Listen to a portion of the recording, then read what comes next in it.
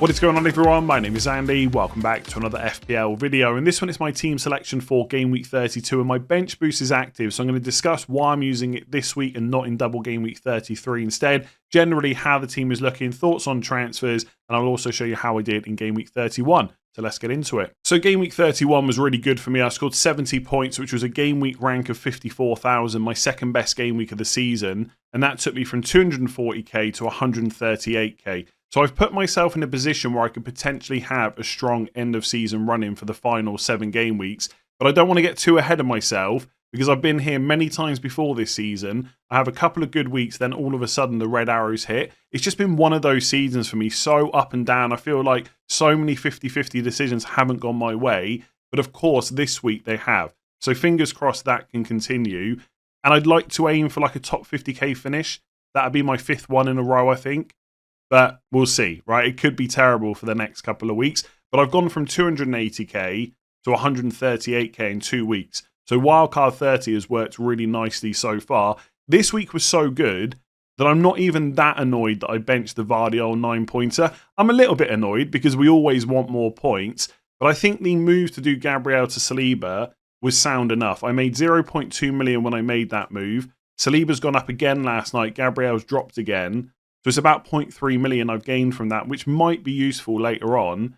And also the goal that Arsenal conceded was a penalty, and I'm not sure that penalty should have been given. So I never thought that benching Vardiol was something I had to do, but once I bought Saliba in, I felt like he was the better option to play. It is what it is. It's a 7-point mistake, but I've still scored 70, so it's not too concerning this week.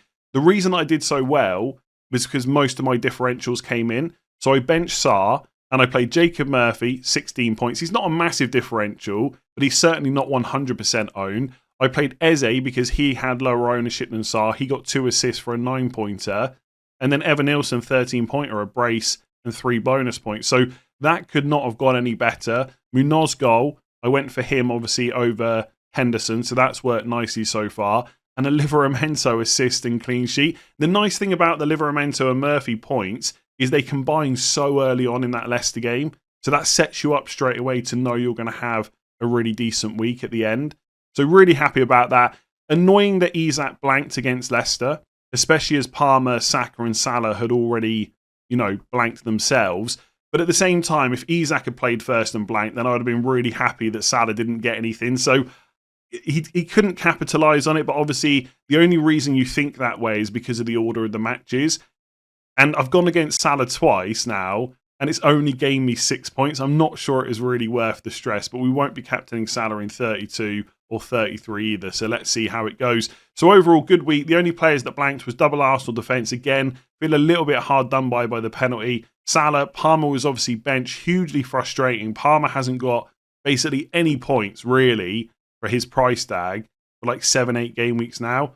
And Marmoush blanked again in what was a pretty terrible Manchester derby. But overall, really good week. Let's see how Game Week 32 looks. So Game Week 32 should be fairly straightforward for me. My bench boost is active, and I'm going to discuss later on why I'm not playing that in Game Week 33. And unless there's any injuries picked up midweek or a manager comes out in the press conferences on Friday and says that someone is a doubt, I don't need any transfers either.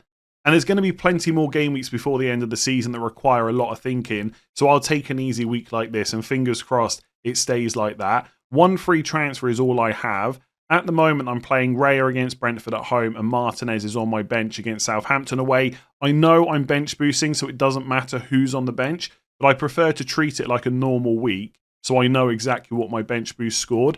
And I think if this was a standard week and I had no chips active, I would play Raya because I just back the Arsenal defence that much. That being said, I'm currently playing Vardiol over Saliba. I think that's pretty much a coin flip. I don't know which is the easier fixture, Palace or Brentford. You can maybe argue Brentford right now because of how well Crystal Palace are playing. But Vardiol at left-back is a bit more attacking. Vardiol at centre-back is very good for bonus as well. So he's in the 11. Saliba's on the bench. I might switch that by the time we get to the deadline. Munoz and Livramento both been in since wildcard 30, as have most of the players in this squad. Double game weeks this week. Munoz is obviously City away and Newcastle away, as we know. Newcastle, Man United at home and Palace at home. No need to overthink that. They're both in the 11. And then the other defender is Nico Williams against Everton at home. Forest a little bit weaker right now without Aina, but they've been so strong defensively. and that is such a good defensive fixture that I'm pretty happy with that choice on the bench. So looking good overall. So I'm playing a 3-5-2 this week. My 5 midfielders are Salah against West Ham at home, Palmer against Ipswich at home, and then 3 double game week players. So Eze and Sarr double up on Crystal Palace midfield, and then Jacob Murphy from Newcastle, who right now looks like the best option in that midfield, because Gordon's obviously a doubt going into the game week. We'll have to wait and see what Eddie Howe says on Friday. And Barnes looks great if Gordon is definitely out, but if Gordon could be back for one of the double game week games, I wouldn't go for him either. So I'm very happy with the Murphy choice. Sarr, I know people are getting a little bit of cold feet on, especially if you're on a Sarr and Mateta setup, because people now want to get Eze. I think it's a massive overreaction. I think people are chasing points. Sarr's basically blanked twice in a row, and now people want to get rid of him. Confidence and the XGI hasn't been great over the last couple of games. All in all, Sarr has been very good this season. The underlying numbers are decent. He's great value. I think it's chasing points to want to sell him to Eze. For me, it doesn't matter, obviously, because I've got Eze, but I could use the same, thought process to say, well, I want to get rid of Sarr to be able to get Mateta. It's just not worth it. You've made your bet at this point. That transfer is almost certainly better used elsewhere. And unless he gets injured, there is no way I will be selling Sarr ahead of this double game week. Am I a little bit concerned about not having Mateta, who will probably play 90 minutes, especially against Man City on penalties? Yes. But I made that decision in game week 30. There's no point panicking about it right now. And although Eze's ownership is going to go up this week because people are transferring him in after those 2 assists, he's still a nice ownership level overall. I'm pretty happy as him as a somewhat differential. Salah obviously stays. There's not really too much to discuss there. There's nowhere to use that money elsewhere. So I'm not really concerned that he hasn't scored an open play goal for 7 games. Those points will come sooner rather than later. Palmer has been massively frustrating, but I've got to forget everything that happened the last 7-8 game weeks, and it's just a decision this week. Is he worth selling or is he worth keeping? And ultimately, he's got Ipswich at home, and therefore he's worth keeping. Can I guarantee that he's going to start? No, not after he got benched last week. I don't know if that was to save him for Europe or possibly because he was just back from an injury and only played a few days before against Spurs. Maybe Maresca will tell us. But I think there's a good chance that he will start against Ipswich.